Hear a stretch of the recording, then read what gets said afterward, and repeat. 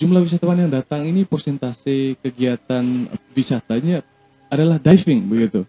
Dari setiap diving spot di dalam kawasan Taman Nasional Komodo.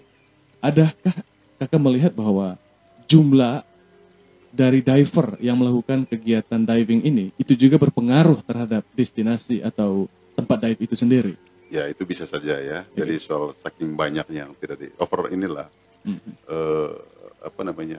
contoh misalnya di Batu Bolong kan menjadi buruan banyak tamu orang, kan, banyak karena orang. saking indahnya. Iya, saking indahnya. Saya bisa kebayang tidak bisa sampai 50 sampai 100 orang dalam satu spot yang begitu kecil.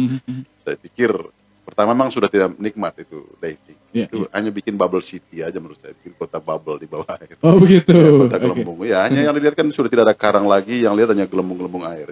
Karena saking banyak orangnya main di bawah. Nah, jadi ikan-ikannya lari. Lari. Saya kira ikan lari.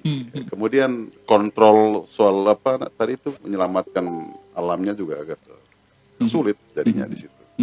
Lalu alasan berikut juga kenapa ini tingkat kerusakan karang juga terjadi itu tadi karena arus itu.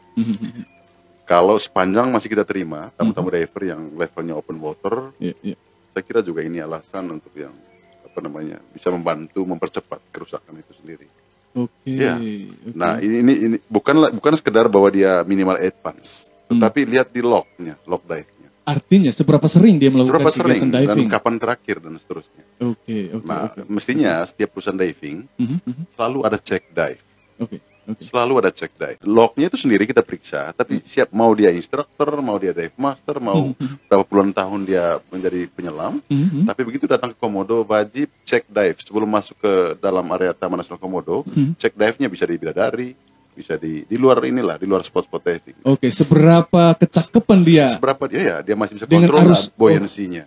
Masih bisa kontrol nggak dia daya apungnya? Tidak buat limitasi jumlah orang per setiap dive site. Itu satu. Yang kedua juga mungkin ada sebuah kebijakan ya. Mungkin ini agak ekstrim sedikit. Jadi dari jumlah dive spot yang diaktifkan selama ini ya mungkin harus ada berapa yang harus di skip menurut saya. Kasih refreshing sedikit lah dive spotnya supaya karang bisa ini. Maksudnya bagaimana itu? Ya, misalnya kan begini, contoh yang paling dikejar sekarang kan Batu Bolong, contoh Manta Point, Kristal, Castle, lalu udah Lagoon di Gedelaba. Mungkin ada beberapa spot yang harus disimpan dulu, tidak boleh dikunjungi dulu. Mungkin di sana nanti konsentrasi kita untuk bagaimana memperbaiki supaya akan ada karang tumbuh yang rusak tadi itu mungkin ada peluangnya untuk bisa ini lagi kan, untuk bisa refresh lah. Spotnya. Kalau selama ini kan bebas kan gitu, semua yang sudah diketahui banyak oleh publik, mana aja dive spot ya udah. Kadang satu spot tuh yang lebih gila tuh di Kristal, kemudian di Batu Bolong. Batu Bolong ini kan saya pikir the best spot in the world ya, bahkan turut kelas dunia. Gitu. Pertama orang senang bermain arusnya itu, arus ya seperti saya ngomong di awal bahwa di mana arus kencang pasti tempat menarik untuk bisa melihat banyak ikan jenisnya.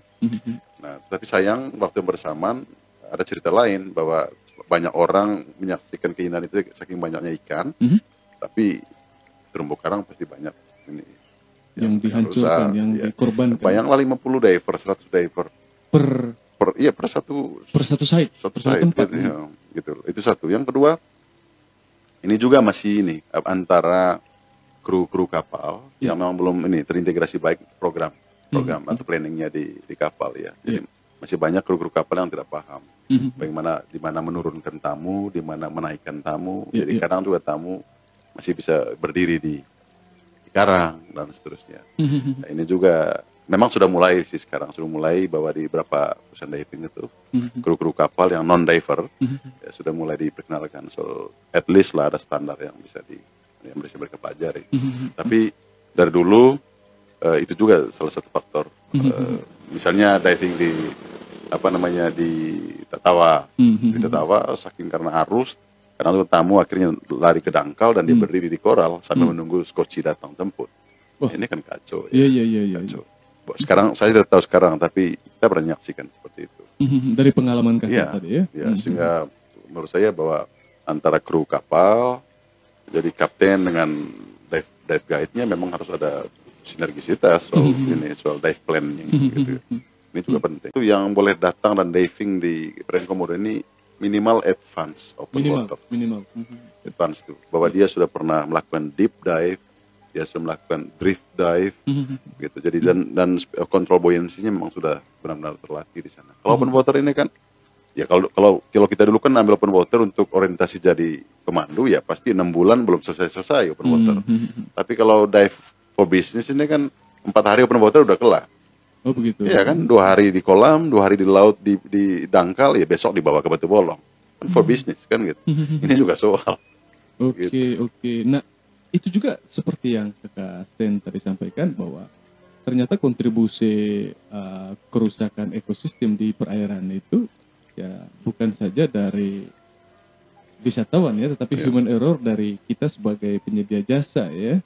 Oke. Ini yang menjadi catatan yang pastinya harus semua pelaku pegiat pariwisata di diving ini harus paham mungkin ya Kak ya? Ya, menurut saya kan begitu ya. Jadi saya percaya sih semua teman-teman dive guide ini, dive master, apalagi banyak instruktur lokal sekarang ini kan mungkin lebih paham dari saya ya. Tapi memang sebagai manusia ini kan kadang kita terbuai dengan suasana-suasana yang akhirnya membuat kita teledor. Gitu. Jadi ya ini mungkin kita butuh dari mengingatkan teman-teman lah bahwa ini soal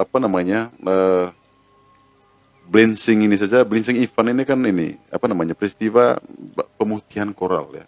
Pemutihan koral itu oleh dia sudah mati itu ya? Tidak, iya pelan-pelan dia memutih akibat perubahan temperatur itu. Dan diperkirakan ya, saya pernah baca itu ada penelitian dari asosiasi oceanografi.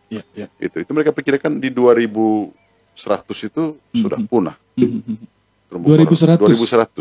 Itu berarti lagi 8 tahun kemudian. 80 tahun dari sekarang. Iya, kalau seumur kita ini kan ya fine-fine saja. Tapi kan untuk anak cucu kita kemana? Gitu. Kan begitu. Nah, saya pikir ya kita yang harus memulai untuk mengantisipasi itu semua sekarang. Gitu. Nah, cara mengantisipasinya seperti apa? Ya, ini memang pertama kan begini. Perairan Komodo ini kan di bawah kewenangan pusat ya, karena ini kan Balai Taman Nasional.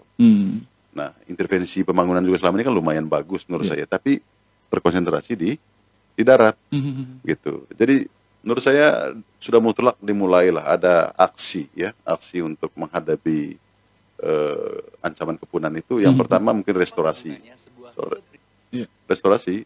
Pertama restorasi fisik untuk terumbu karang atau restorasi biologis. Restorasi fisik itu maksudnya begini, dibuat pelindung ya untuk terumbu karang, mungkin dari besi atau beton, atau restorasi biologis. Restorasi biologis itu misalnya kita pindahkan karang dari Pulau Bidadari yang mungkin cantik sekali, dicoba dibawa ke Batu Bolong atau di Pulau Mawan yang mati, tapi dengan tetap memperhatikan ini level kedalaman yang sama, at least. Gitu. Itu sudah bisa dimulai sebenarnya. Jadi sebenarnya kalau Balai Taman BTNK ini sudah berpikir ke arah sana, saya kira juga tidak sedang kesulitan dana sebenarnya untuk mulai proyek itu misalnya. Karena kasihan, contoh di Mawan. Di Mawan itu saya ingat lah tahun 2002 saya datang itu masih cantik. Itu dulu spot ini favorit saya di Mawan. Tapi sekarang tinggal cerita lah menurut saya. Itu hanya pasir aja yang ada di sana. Gitu. Dan saya kira kalau aksi itu dimulai sekarang, aksi restorasi itu, ya saya kira kenapa tidak? Maksudnya begini, bahwa lagi 80 tahun tuh mungkin akan seperti itu ya, tapi minimal lah masih ada, sepanjang kita masih bisa melakukan sesuatu, kenapa tidak kan gitu. Gitu. Nah, dalam hal ini tentu bukan pemerintah daerah yang kita soroti, karena soal kewenangan kan. Betul. Tetapi saya pikir dalam hal kepentingan kita orang pribumi di Flores ini, bupati juga tidak berarti bahwa tertutup ruang untuk dia bisa melakukan aksi. Aksinya apa? Ya recorralizing di luar kawasan Taman Nasional yang menjadi wilayah administrasi otonomnya kita, gitu. Kan bisa begitu. Jadi bikin bank terumbu karang, katakan begitu. Gitu. Recorralizing katakan di Bidadari, di Pulau Sebayur, pencangkokan karang kan ya. Kan bisa saja itu. Jadi bikin satu pilot project misalnya, ambil satu spot, gitu. Dananya dari mana? Ya minta dong dari pusat. Kan ini kan sudah menjadi kota super premium. Betul. Dan banyak orang Jakarta yang nikmati hasil. Itu berarti menjadi kepentingan kita semua kan gitu. Nah, kenapa tidak misalnya begitu? Begitu. Saya pikir di Bidadari kan sudah hancur ya karangnya. Padahal karakter airnya bagus. arus tidak terlalu arus, jadi bagus tuh tempat cek dive orang-orang tuh di sana. Tapi kan cek dive-nya lihat pasir, lihat apa namanya binatang apa yang orang cari itu tripang. Nah itu kan bukan persembahan yang bagus untuk mata seorang diver rekreasional kan iya, gitu. Betul. Kalau diver untuk nelayan nangkap sesuatu kan iya begitu. Oke. Iya. Ya kalau kebutuhan nelayan memang itu poinnya. Tapi untuk diver ya tidak itu. Rekreasional kan bukan itu. Oke. Dia membutuhkan live coral Live coral. Ya, dengan ikan-ikan dan lain sebagainya.